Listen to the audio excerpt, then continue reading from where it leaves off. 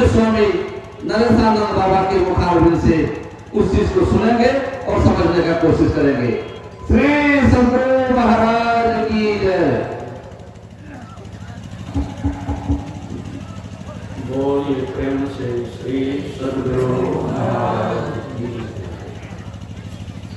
ध्येयं सदा परिभवग्नमभीष्टदोहं तीर्थास्पदं शिववीरं चिनुतं शरण्यं भृत्याद्यं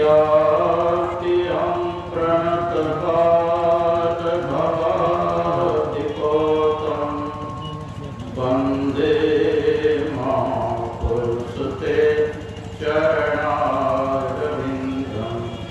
त्यक्त्वा सुदुस्त्यज सुरेक्षितराजलक्ष्मीं धर्मीष्ट आर्यपथसायदगाधरण्यं मायामृगं दैतयेक्षितमन्वधावत् वन्दे महापुरुषते चरणारविन्दम् अखण्डानन्दबोधाय शिष्यसन्तापहारिणे सच्चिदानन्दरूपाय रामाय गुरवे नमः। पूज्यपाद गुरुजन, उपस्थित माता एवं भक्ति की बाणों, गुरु मंगलमय संसमाज, गुरु महाराज के सिंह के पास से हम लोग संत मत सत्संग में बैठे हुए हैं। संत मत सत्संग के द्वारा एक ईश्वर भक्ति का प्रचार प्रसार किया जाता है। अभी हम लोग ईश्वर स्वरूप के संबंध में पाठ और प्रवचन में सुन रहे थे। सुंदरदास जी महाराज ईश्वर के स्वरूप के संबंध में कहते हैं कि ब्रह्म से पुरुष और प्रकृति प्रकट है। पहले कौन हुए? सबसे पहले परमात्मा, परमात्मा के बाद पुरुष, और पुरुष के बाद प्रकृति, चेतन प्रकृति, जड़ प्रकृति। ब्रह्म से पुरुष और प्रकृति प्रकट हो, और प्रकृति के महातत्व पुनि अहंकार, और प्रकृति से उत्पन्न क्या हुआ? महातत्व, जिसको बुद्धि कहते हैं, और महातत्व से अहंकार, अहंकार से तीन गुण, सत रज तम। अहंकार से क्या उत्पन्न हुआ? सत रज तम। तम होते महाभूत विषय पसार, और तम से क्या प्रकट हुआ? तम होते महाभूत। तो जो बात का पदार्पण हो रहे हैं, सब खड़े हो जाएं। बोलिए श्री सद्गुरु महाराज।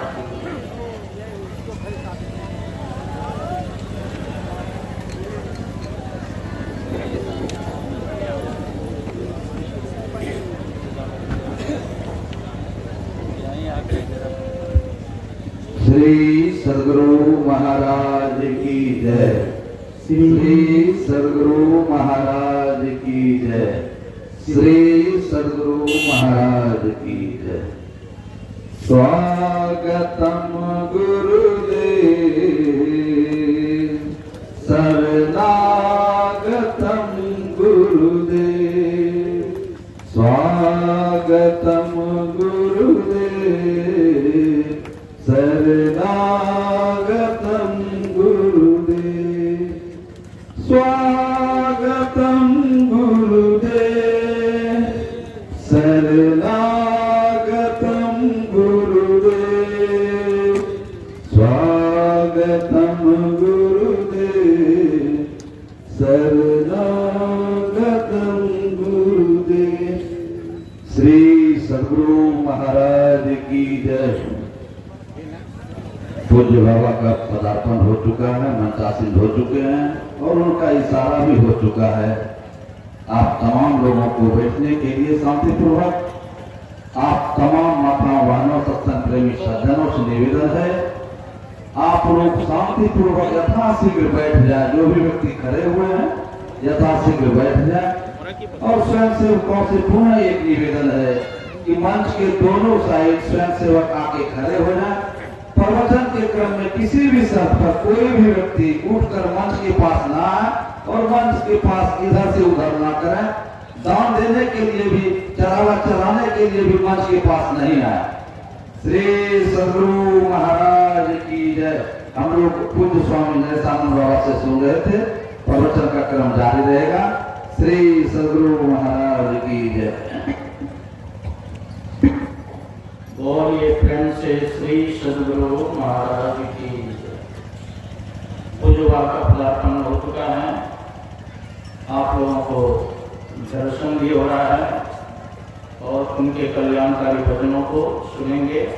तो मैं कह रहा था कि ब्रह्म ते पुरुष आरु प्रकृति प्रकट हो। पहले ब्रह्म से प्रकट किया हुआ पुरुष, और पुरुष से प्रकट किया हुआ प्रकृति, जड़ प्रकृति, चेतन प्रकृति। ब्रह्म ते पुरुष आरु प्रकृति प्रकट हुआ। अब प्रकृति ते महातत्व पुनि अहंकार, और प्रकृति से उत्पन्न हुआ महातत्व जिसको बुद्धि कहते हैं, बुद्धि से अहंकार प्रकट हुआ। अहंकार के 3 गुण सत रज तम। अहंकार से सतोगुण, रजोगुण और तमोगुण प्रकट। तम होते महाभूत विषय पसार। तम से क्या प्रकट हुआ? महाभूत। महाभूत कहते हैं 5 तत्व, मिट्टी, जल, अग्नि, वायु और आकाश। तम होते महाभूत विषय पसार है, और विषय मतलब 5, रूप, रस, गंध और स्पर्श। राजा होते इंद्रिय 10 पृथक पृथक, और रजोगुण से क्या प्रकट हुआ? इंद्रिय 10, 5 ज्ञान इंद्रियां, आंख, कान, नाक, जिह्वा, त्वचा, और 5 कर्म इंद्रियां, हाथ, पैर, गुदा, नींद, मुख। सत्ता होते मन आदि देवता विचार है, और सत्व गुण से क्या प्रकट हुआ? मन। ऐसे आदि से मतलब ऊपर से नीचे सृष्टि। उस परमात्मा को सही स्वरूप से जानना अगर चाहते हो, देखो जिस परमात्मा को हम आप जानना चाहते हैं, अगर परमात्मा जानना चाहेंगे तभी जीव जान सकता है। उसके स्वरूप को वही जान सकते हैं जो अगर वह जानना चाहे। तो स्वयं भगवान विष्णु ने ब्रह्मा जी से भागवत में, चतुर्श्लोकी भागवत में बताया, अहमेवा समेवाग्रे नान्यत् तत्परं पश्चादहं यदि तच्च योग शिष्यस्योऽस्मि। भगवान कहते हैं सृष्टि के आदि में केवल मैं ही मैं था, मेरे अतिरिक्त न स्थूल था, न सूक्ष्म था, न कारण था, न अज्ञान था। सृष्टि के रूप में जो कुछ भी प्रतीत हो रहा है वह भी मैं ही हूं, और अंतिम जो बचता है, शेष बचता हुआ भी मैं। यही उपनिषद में भी है, ओम पूर्णमतः पूर्णमिदं पूर्णात् पूर्णमुदच्यते पूर्णस्य पूर्णमादाय पूर्णमेवावशिष्यते। वो परमात्मा पूर्ण है, पूर्ण में से जो सृष्टि निकली है भी पूर्ण है, अपूर्ण में से पूरा निकाल लेने पर शेष बचता हुआ भी पूर्ण ही है। परमात्मा से कहीं भी खाली नहीं है। उपनिषद में भी है, ब्रह्म वेदमृतम प्रस्तात् ब्रह्म पश्चात् दक्षिण तच्चोत्तरेण अधच्चोध्वं च प्रसृतम ब्रह्म वेदम विस्मृतम वरिष्ठ। वह अमृत में ब्रह्म ही आगे है, वह अमृत में ब्रह्म ही पीछे है, वह अमृतमय ब्रह्म ही दाएं है, वह अमृतमय ब्रह्म ही बाएं है, वह अमृतमय ब्रह्म अंदर भी है और अमृतमय ब्रह्म बाहर भी है। जब भगवान कृष्ण द्वारकापुरी जाने लगे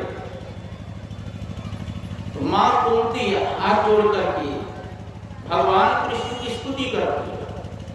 नमस्ते पुरुषं तद्दम ईश्वरं प्रकृते ब्रह्म लक्ष्यम सर्वभूतानां अंतर्बहिर्वस्थितम्। क्या कह रही है? नमस्ते पुरुषं तद्दम, हे आदि पुरुष, मैं आपको मैं नमस्कार करती हूँ। नमस्ते पुरुषं तद्दम ईश्वरं प्रकृते ब्रह्म, आप ईश्वर हैं और प्रकृति से भी परे हैं। प्रकृति कितने हैं? अभी आप लोगों ने सुना 2 प्रकृति, गुरु महाराज भी पुष्टि करते हैं। ये प्रकृति द्वय उत्पत्ति लय होवे प्रभु की मौज से, ये अजा अनाद्या स्वयं है, हर की जगह कहना चाहिए। मतलब जड़ प्रकृति और चेतन प्रकृति से भी परे है। तुलसीदास जी भी महाराज कहते हैं, प्रकृति पार प्रभु सब उर्वासी, ब्रह्म निरी विरज अविनाशी। प्रकृति पार, आप प्रकृति के परे हैं, लेकिन सब उर्वासी, आप सबके उर्पुर में भरपूर रहते हैं। यही बात मां कुंती कह रही है। नमस्ते पुरुषं तद्दम ईश्वरं प्रकृते परम और लक्ष्यम सर्वभूतानां। आप इन नेत्रों से प्रभु दिखाई नहीं देते हैं, लेकिन सभी भूतों में आप रहते हैं। अर्थात मिट्टी के भी अंदर आप है, जल के भी अंदर आप है, अग्नि के भी अंदर आप है, वायु के भी अंदर आप है, आकाश के भी अंदर आप है, यहाँ तक कि मन बुद्धि चित्त अहंकार के भी अंदर आप है। अंतर बहिर्वस्थित, वो परमात्मा सब जगह है। योग ऐसा भी कह सकते हैं कि यह सारा विश्व परमात्मामय है। परमात्मा के अलावा कुछ है, एको हम बहुत श्याम, एक ही परमात्मा सभी रूपों में है। देखो, दृष्टांत इसलिए दिया जाता है, जो पढ़े हो या अनपढ़ हो उनको भी समझ में आ जाए। भगवान कृष्ण ग्वाल के साथ जमुना किनारे बैठकर के सब भोजन कर रहे थे और भगवान कृष्ण स्वयं अपना भोजन कभी ग्वाल के दे देता था, ग्वाल का भी भोजन उठा स्वयं खा लेता। आकाश मार्ग से ब्रह्मा जी देख रहे थे। ब्रह्मा जी के मन हुआ, मैं तो सुना था कि भगवान कृष्ण स्वयं विष्णु के अवतार है, लेकिन यही भगवान हो सकते हैं दूसरे की झूठा करने वाले। तो क्या किए ब्रह्मा जी ने, इधर भगवान कृष्ण ग्वाल के साथ जो भोजन कर रहे थे, अब मस्त थे, और उधर गाय चरती चरती बहुत दूर चली गई। ब्रह्मा जी ने सारे मतलब गाय बैल बछड़े को अपनी माया से उठाकर एक गुफा में डाल दिया। जब ग्वाल की दृष्टि जब उधर गई, देखते हैं कि कहीं गाय का तो आता पता नहीं, सब के सब डर। तो भगवान कृष्ण कहते हैं, कुछ लोग भोजन करो, डरो मत, मैं जा रहा हूं गाय ढूंढने। भगवान कृष्ण गए उधर गाय घुमाने के, आज इधर ब्रह्मा जी को मौका मिल गया। ब्रह्मा जी ने क्या किया, जितने ग्वाल बाल थे सबको अपनी माया से उठाकर बिठा और अपना अंतर्धान हो गया। भगवान कृष्ण देखते हैं घूमकर जंगल में, कहीं गाँव में नहीं, वहां से जब जमुना किनारे आए तो यहाँ देखते हैं ग्वाल बाल भी नहीं। तो भगवान कृष्ण सोचने लगे, कहाँ गई ये सब। भगवान कृष्ण आंख बंद करके सब सुन रहे, और ये ब्रह्मा जी का काम। यद्यपि मैं गुफा से ला सकता हूँ ग्वाल को, बछड़े को, इससे ब्रह्मा जी का मोह दूर नहीं होगा। इसलिए भगवान कृष्ण क्या किए, जितनी गौएं थी, जितने बैल थे, बछड़े थे, ग्वाल बाल थे, सब रूप स्वयं भगवान कृष्ण बने, जितनी संख्या में थे। अरे काला होगा तो काला रंग, गोरा होगा तो गोरा रंग, लंबा होगा तो लंबा, नाटा होगा तो नाटा, सब रूप धारण करके और स्वयं गाय चरा रहे हैं भगवान कृष्ण ग्वाल बाल के रूप में, और स्वयं गाय के रूप में भगवान कृष्ण चल रहे हैं, स्वयं भगवान कृष्ण ग्वाल बाल के रूप में दूध दूह रहे हैं, और स्वयं गाय के रूप में दूध दुला रहे हैं, स्वयं गाय के रूप में भगवान कृष्ण बछड़े को दूध पिला रही है, और स्वयं बछड़े के रूप से स्वयं दूध भगवान कृष्ण पी रहे हैं। एक दिन नहीं, इस प्रकार से साल भर स्वयं गाय चरा रहे हैं और स्वयं गाय के रूप में चल रहे हैं। और उनके ग्वाल बाल के जो माता पिता थे, उनके मन में तो यही है कि हमारा बेटा है, अपना पुत्र समझ करके स्नान कराती थी, भोजन कराती थी, श्रृंगार करती थी, बल्कि अपने पुत्र से जितना प्रेम था उसे 2 गुना बढ़ गया, क्योंकि स्वयं भगवान कृष्ण है। एक दिन बलराम जी देखते हैं, अरे जितना प्रेम हमको कृष्ण से है, उतना ही प्रेम ये ग्वाल बाल के प्रति हो रहा है, गौवे के प्रति, बछड़े के प्रति हो रहा है, कि किसकी माया जो हमको भी आकर्षित कर ले। बलराम जी तो साधारण नहीं थे ना, स्वयं शेषावतार थे, ज्ञान की दृष्टि से देखते हैं बलराम जी, अरे ये तो ग्वाल बाल के रूप में कृष्ण है, बछड़े के रूप में कृष्ण है। और एकांत में बलराम जी पूछते हैं, कृष्ण क्या बात, गाय बछड़े ग्वाल बाल के रूप में आपको मैं देख रहा हूं।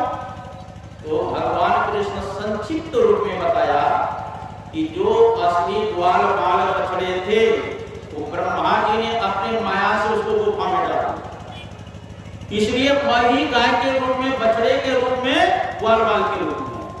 तब बलराम जी का भ्रम छूटा। 1 साल जब पूरा हो गए, तब ब्रह्मा जी फिर आए जमुना किनारे, तो देखते हैं कि वही ग्वाल बाल के साथ दही भात जो है, दही बाला सब खा रहे हैं, मक्खन मिश्री खा रहे हैं, गाय भी वही चल रही है, बछड़े। तो ब्रह्मा जी के मन में अब वो हो सकता है वो फांसी ले आया। दौड़ करके ब्रह्मा जी जाते हैं गुफा के पास, देखते हैं वहां ग्वाल बाल बछड़े सब अच्छे तरह से पड़ा हुआ। अरे यहाँ जब आए तो वहां जमुना किनारे कैसे आए, हो सकता है बुढ़ापा पर कुछ आंख में दोष आ गया हो। तो ब्रह्मा जी फिर दौड़ के आते हैं जमुना किनारे, तो देखते हैं वही ग्वाल बाल, वही बछड़े, वही कृष्ण। कई बार ब्रह्मा जी गुफा में गए, कई बार जमुना किया, तब ब्रह्मा जी के मन हुआ, मैं तो भगवान कृष्ण को अपनी माया दिखलाने के लिए आया था, मैं तो भगवान की माया में हुई थी। अब तब इतने में क्या देखते हैं ब्रह्मा जी, जितने ग्वाल बाल बछड़े थे सब चतुर्भुज धारण करके प्रकट हो, और सारे रूप भगवान कृष्ण में एक एक आकर के समा गए। अब भगवान कृष्ण अकेले बच गए हैं, और हाथ में जो है दही भात लेकर गाय को दौड़। इस दृश्य को देख करके ब्रह्मा जी चरणों पर गिर करके क्षमा याचना, अब फिर ला करके श्री ग्वाल बाल दे उसको दे। कहने का मेरा मतलब कि सभी रूपों में तो भगवान कृष्ण ही था। इसीलिए गीता में भगवान कृष्ण ने अर्जुन से कहा, यो मां पश्यति सर्वत्र सर्वं च मयि पश्यति तस्याहं न प्रणश्यामि स्वचो में न प्रणश्यति। जो सबके अंदर में मुझको देखता है और सभी प्राणी को मेरे अंदर जो देखता है, ऐसे भक्त से मैं दूर नहीं हुआ, भक्त मुझसे दूर नहीं हुआ, जो सब में ब्रह्म देखते। कबीर साहब 4 राम की चर्चा की। एक राम दशरथ घर डोले, एक राम सब घट घट में बोले, एक राम का सकल पसारा, एक राम है सब तेरा। तो प्रश्न किया गया, कौन राम दशरथ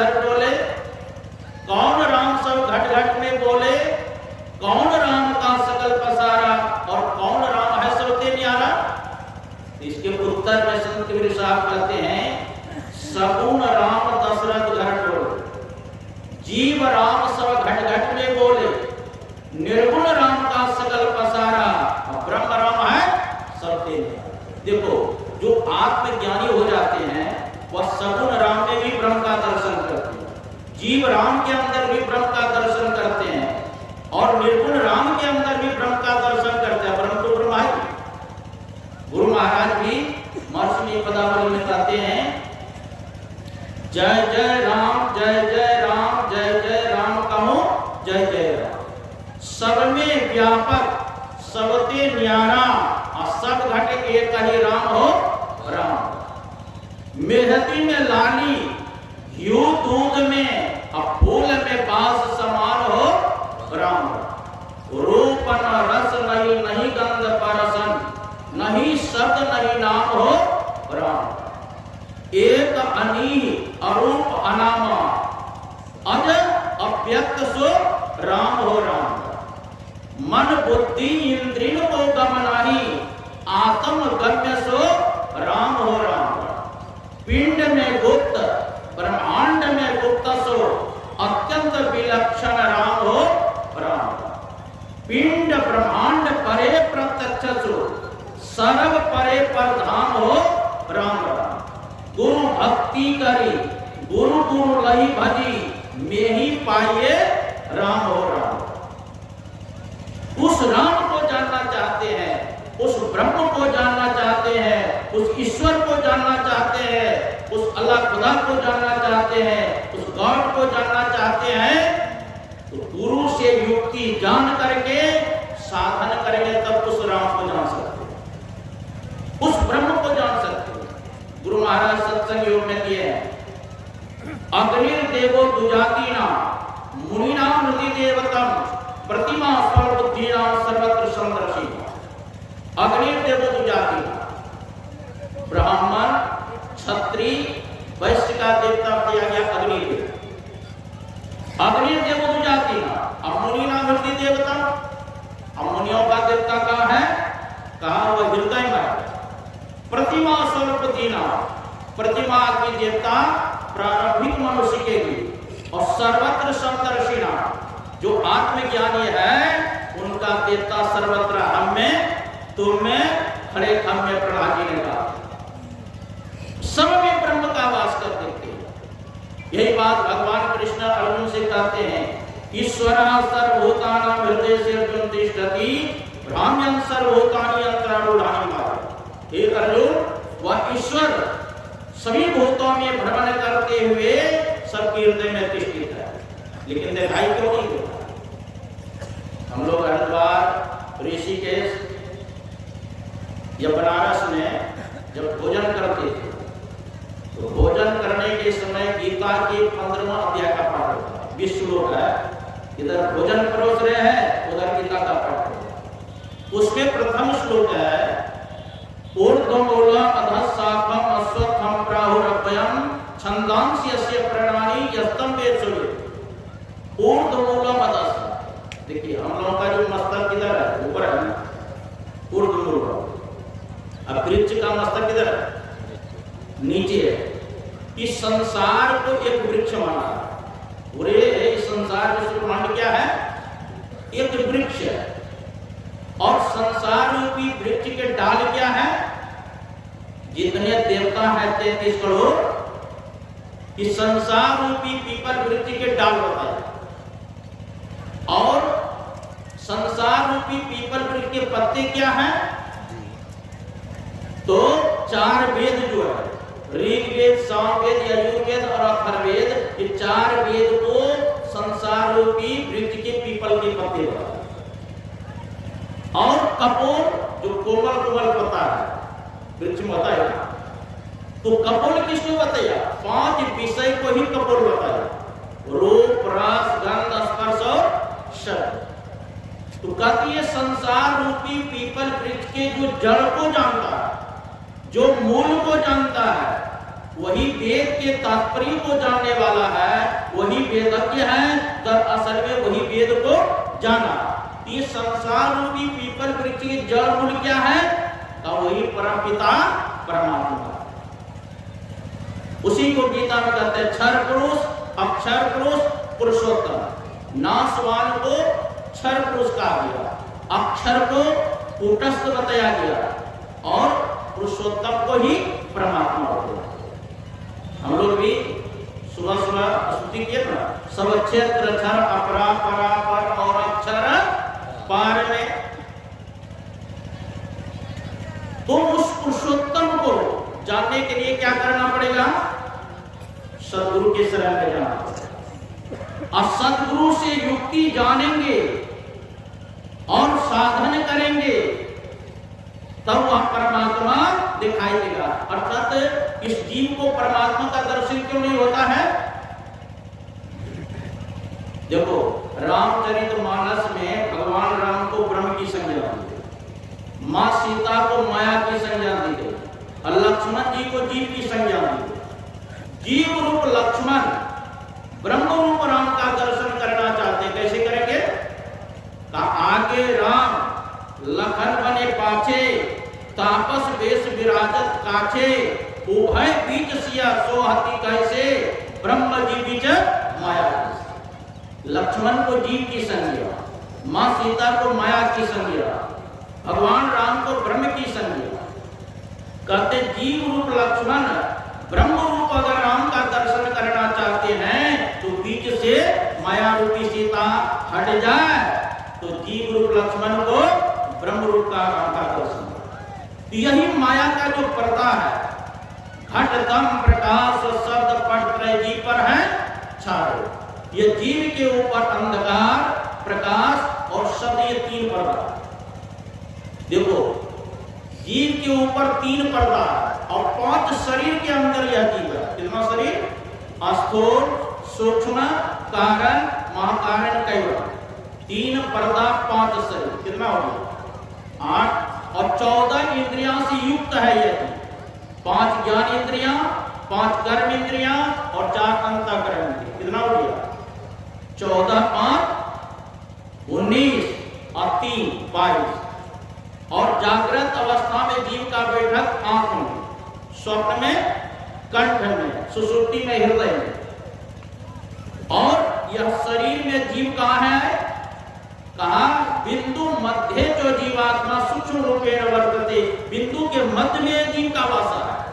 जब तक यह जीव बिंदु के मध्य से नहीं निकलेगा, 3 अवस्था को पार नहीं करेगा, 3 पर्दा को जब तक पार नहीं करेगा, 5 शरीर से जब तक ऊपर नहीं होगा, 14 इंद्रियों से जब तक छूटेगा नहीं, तब तक इस जीव को न अपना दर्शन होगा न परमात्मा का दर्शन। इसीलिए कहा इबादत है किसी नासाद को फिर साध कर देना, इबादत है किसी बर्बाद को आबाद कर देना। यही सीखा है हमने मुर्शद के कदम छूकर, खुदा से हो अगर मिलना पता खुद का। खुदा जुदा की एक ही सूरत, नुक्ता भेद बताता है। नुक्ता नीचे, नुक्ता ऊपर, नुक्ता आता जाता है। नुक्ते के हेर फेर से तुमसे जुदा हुआ, नुक्ता जो धरा सर खुद ही खुदा हो। अरे बिंदा नीचे दे दिया तो जुदा हो गया, ऊपर दे दिया तो खुदा हो। तो उस परमात्मा को दर्शन करने के लिए इन पर्दा को कैसे पार करेंगे? तो गुरु महाराज नीचे पंक्ति का कर दृष्टि और ध्वनि योग साधन ये हटाना चाहिए, इनके हटे माया हटेगी, प्रभु से होंगे। जैसे तीनों पर्दा हट जाएगा वैसे अपने आत्म स्वरूप का ज्ञान होगा, परमात्मा का साक्षात्कार हो जाएगा, अवागमन का चक्र समाप्त होगा। ये आप लोगों से हम पढ़ा का बोलिए श्री सद्गुरु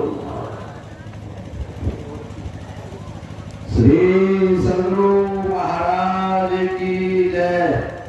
अभी हम लोग पूज्य स्वामी नरेशानंद बाबा से सुन रहे थे ईश्वर के स्वरूप के बारे में, और उसको कैसे जानेंगे, उसे कैसे पहचानेंगे और उसकी प्राप्ति के क्या उपाय।